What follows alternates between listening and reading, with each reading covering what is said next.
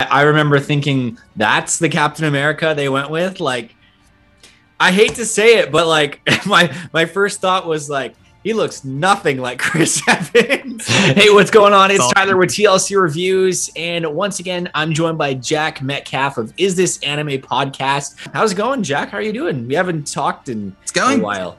Yeah, well, you were on my podcast, and it will air at some point. Yeah, at some point. It keeps getting pushed because I realized the schedule was there were a lot of things that we tried scheduling. We're like, oh, this episode will air on this date, and no, it's actually far later because I forgot things. You were on our Lupin episode. When it airs, it'll be really awesome. We had a good chat with that, and yeah, there's been a bunch of superhero news. Today we are talking, of course, about Falcon and the Winter Soldier. I just watched the last episode, or I guess the first episode last night. I thought it was pretty good. I really liked the opening action scene where you see Falcon, flying all about, and there's all sorts of cool panning shots and explosions. It was a long scene as well. How do you feel about it? What I liked a lot, the first time I watched it right after the Snyder cut, or within an hour or two, and I was very tired and a bit drunk, so I had to rewatch it. Yeah.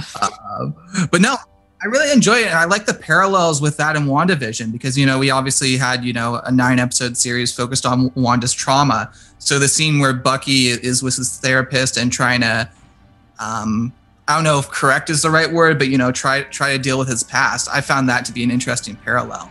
That were, two Marvel series in, and they're both dealing with trauma in their own ways. Yeah, where we're seeing him try to, make amends with his past and everything like that. And the fact that, he can't even go up to someone's car without them locking their doors.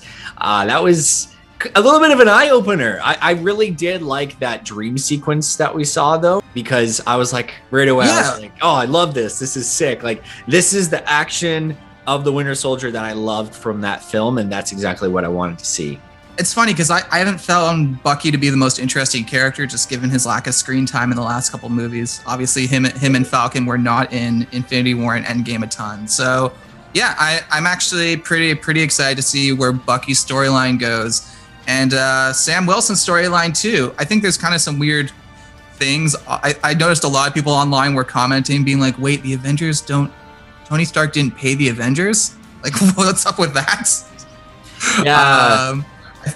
I doubt they were volunteering. That makes Tony Stark. I think that's Marvel's attempt to make the heroes seem more grounded.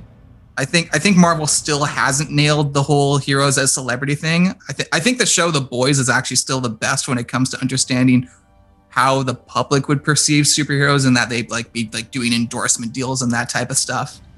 Yeah, it's interesting. It's an interesting setup.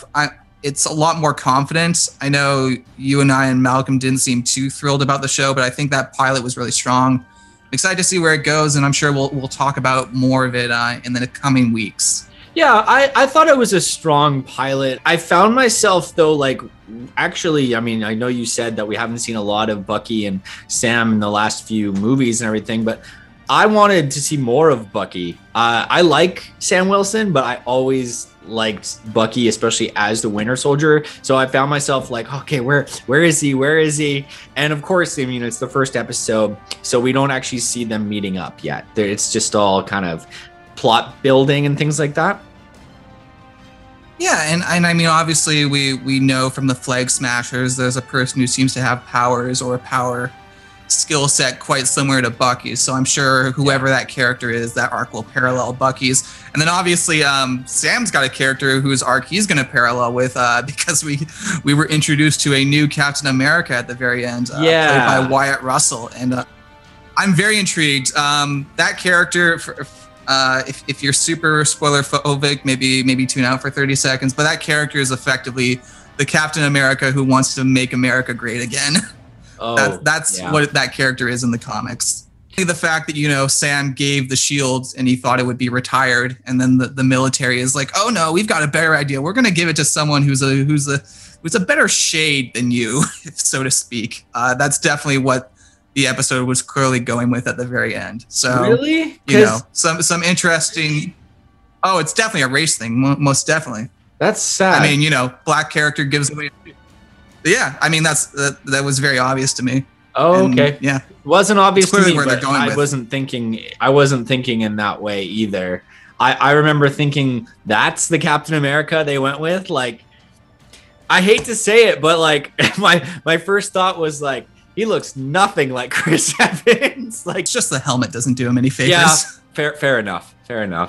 And that's how the episode. That's how the episode ended. There was no post-credit scene. I went through it multiple times, being like, "Is there a post-credit scene? Is there a post-credit?" No. Well, that's it for the video. Thanks to Jack from Is This Anime Podcast for once again joining me. It's always a lot of fun hearing what he has to say. Remember to subscribe and give a thumbs up because it really helps the video if you enjoy this, which I hope you did. But once again, I'm Tyler with TLC Reviews, and we'll see you next time.